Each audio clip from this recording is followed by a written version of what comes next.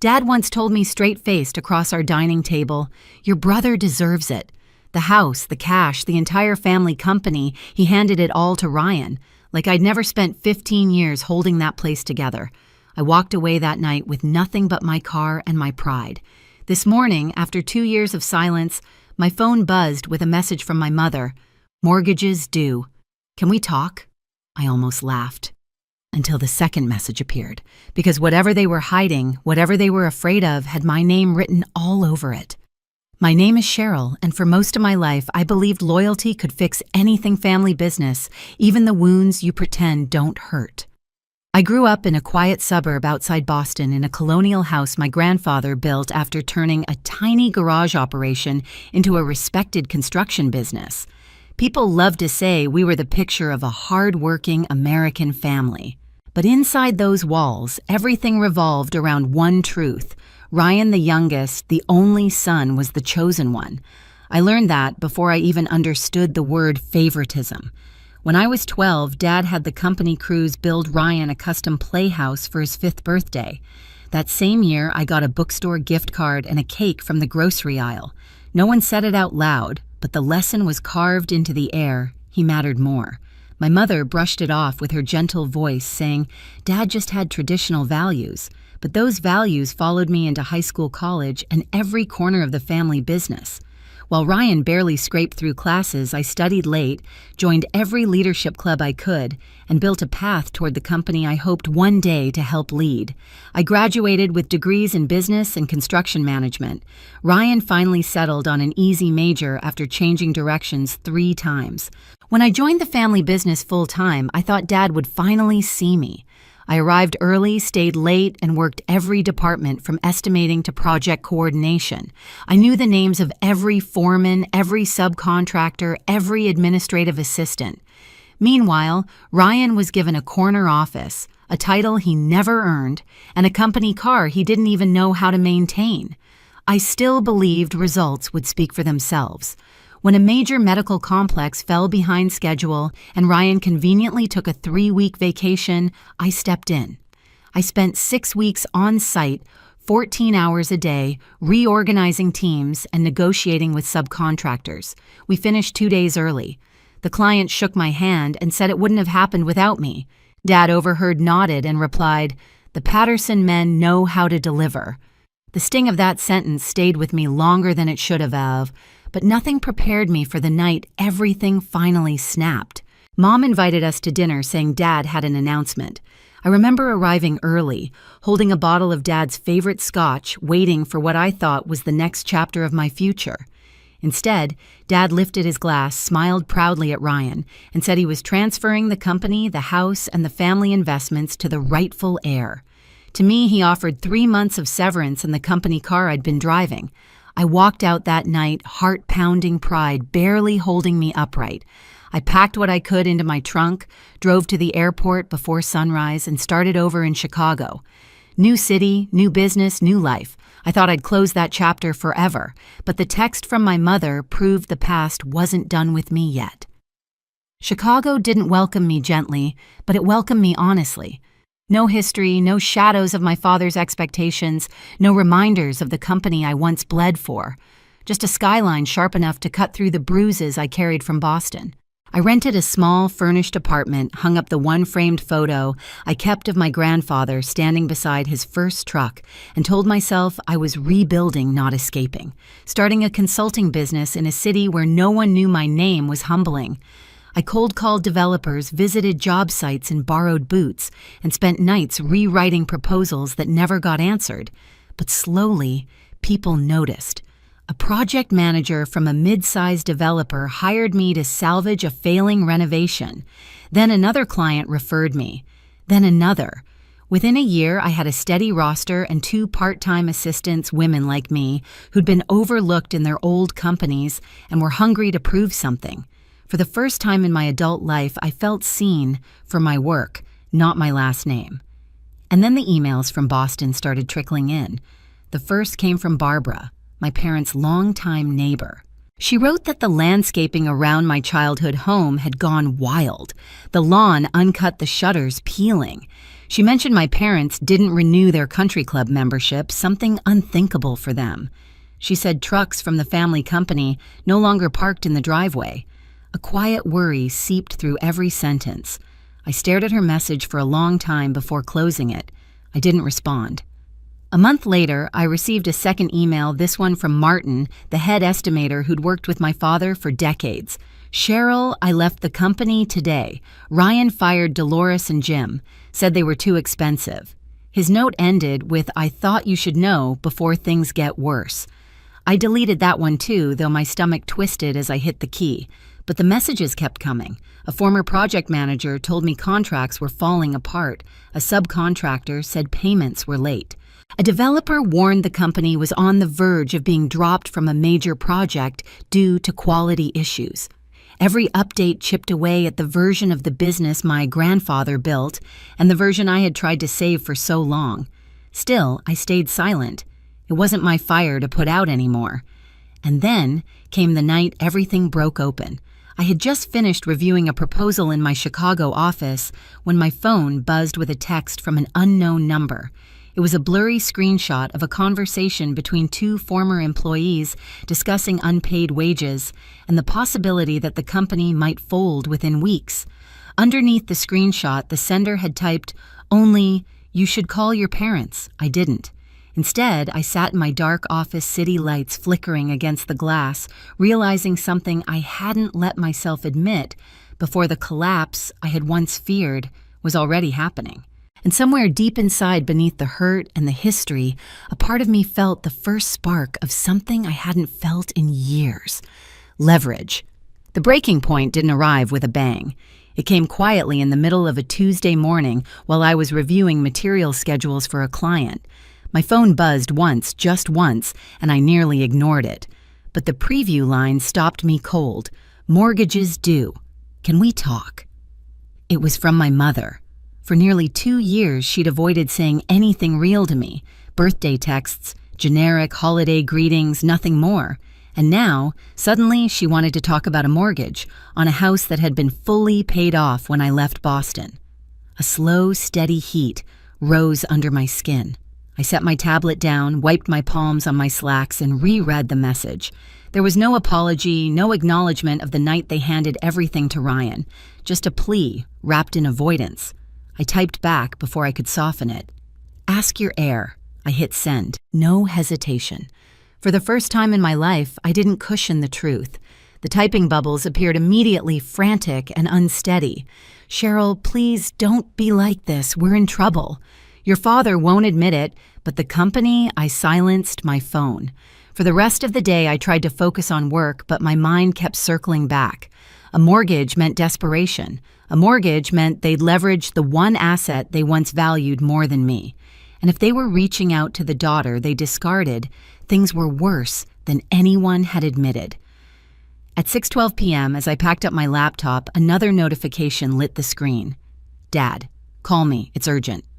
The last time he spoke to me, he told me Ryan deserved everything I'd spent my adulthood building. I let the phone buzz out. Then a voicemail came through. Against my better judgment, I listened. Cheryl, I know you're angry. You have every right to be.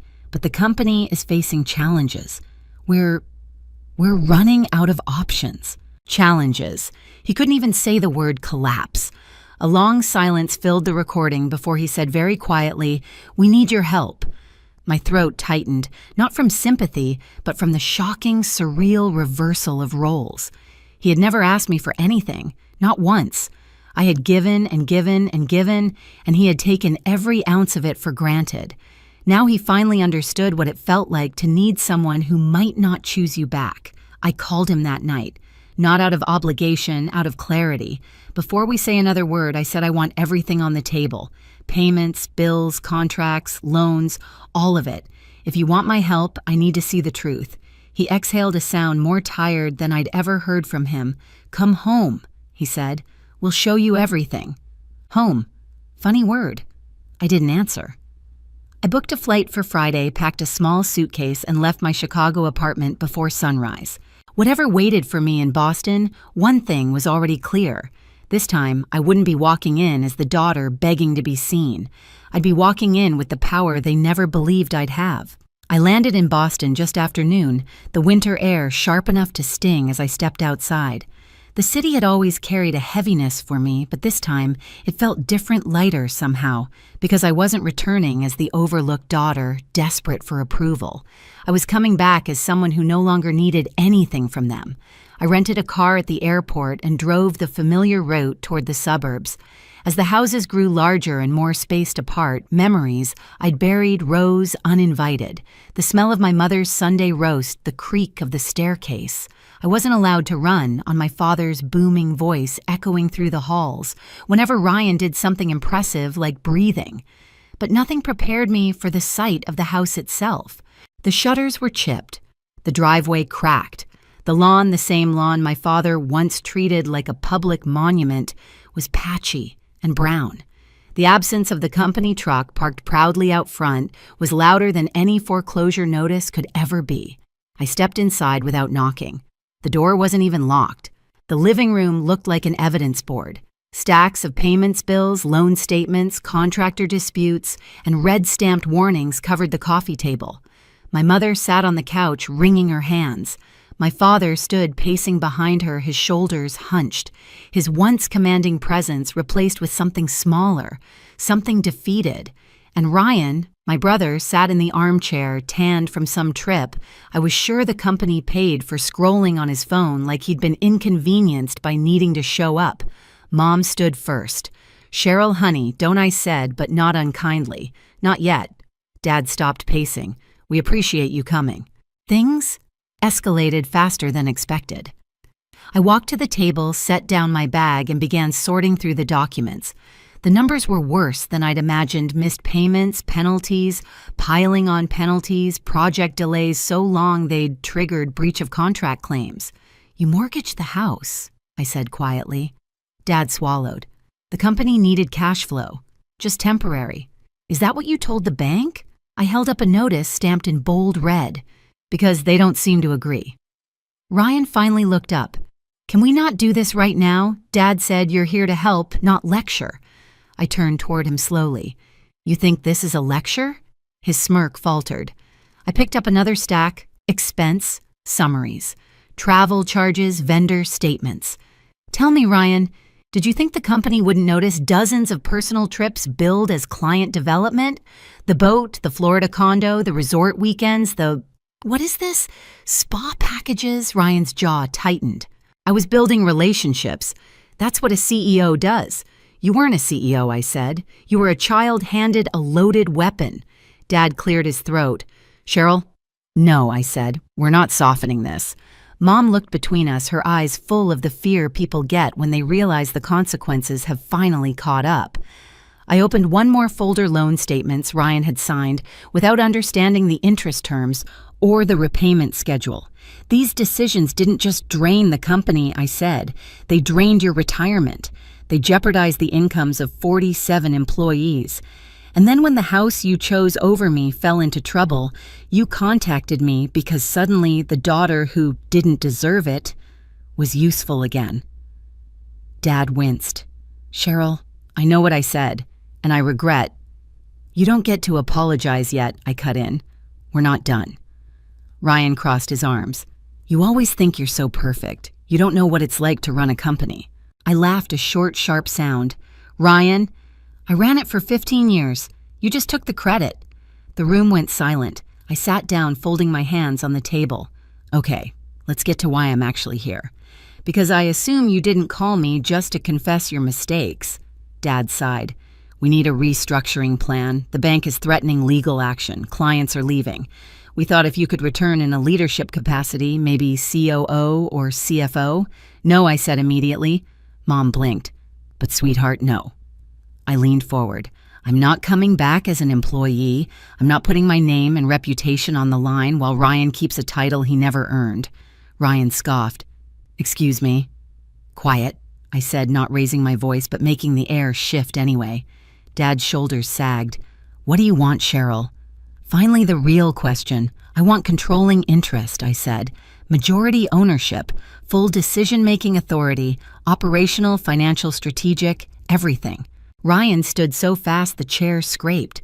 Absolutely not. This is my company. I tilted my head. Is it because it looks like the bank owns more of it than you do? Dad ran a hand over his face. Cheryl, majority is a big ask. So is rescuing a sinking ship, I replied. But I'm the only one in this room who has done it before. Mom's voice cracked. But the company has been in the family. It still will be, I said, but under someone who can actually keep it alive. Ryan shook his head. This is insane. Dad, you can't let her do this. She left. She gave up. That hit something in me, not because it was true, but because it showed exactly how little he understood. I didn't give up, I said quietly. I was pushed out. The night Dad told me I didn't deserve what I built, that you were the heir, I realized staying would cost me more than leaving ever could. Dad closed his eyes, shame flickering across his face. I continued, now you want me back. You need me back. But if you want my expertise, if you want my integrity, if you want the results, I know I can deliver. Then it comes with terms. Clear ones. Which are? Dad asked weakly. I counted them off with my fingers. 1, majority ownership. 2, Ryan steps down from any financial or operational authority. 3, I choose the leadership team. 4, complete transparency. Every payment, every bill, every contract. 5, you don't interfere. Not once. Ryan exploded. You're ruining everything. No, I said. I'm saving it. Something you were never willing to do. Mom covered her mouth. Dad stared at the table. Ryan paced like a cornered animal. Finally, Dad whispered, if we say no, then you lose the house. The company and every employee who trusted you, I said calmly, and I walk away again. For good. A long, trembling silence filled the room. Then Dad reached for a pen. Mom squeezed her eyes shut in relief or maybe resignation. Ryan looked at me with something between hatred and fear, but it didn't matter. The documents sat on the table. Dad signed first. Mom followed her hand, shaking. When the pen slid toward Ryan, he hesitated. This isn't fair, he muttered. Neither was the last 15 years, I replied. He signed. And just like that, the power that had been denied to me my entire life shifted into my hands with a single stroke of ink. But signatures were the easy part. Now I had to save the company that broke me on my terms. Saving the company wasn't glamorous. It was early mornings on job sites where subcontractors eyed me with a mix of hope and disbelief. It was late nights in the office rebuilding systems Ryan had torn apart.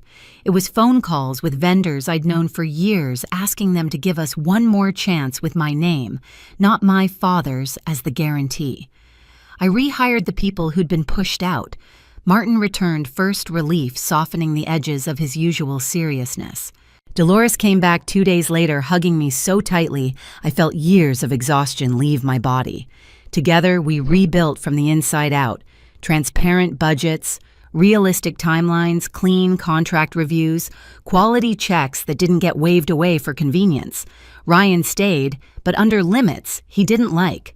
Client relations only, no credit cards, no authority. Some days he sulked, some days he tried. All of it was noise I chose not to absorb. By month 4, the bleeding had stopped. By month 6, we were breaking even. By month 9, 2 clients returned cautious but willing to test the new management. When the first profitable quarter hit, my father called just to say, "You did it." No speeches, no excuses, just acknowledgement. My parents sold the house, settling into a smaller place closer to town. When I visited, they seemed lighter. Humbled, maybe.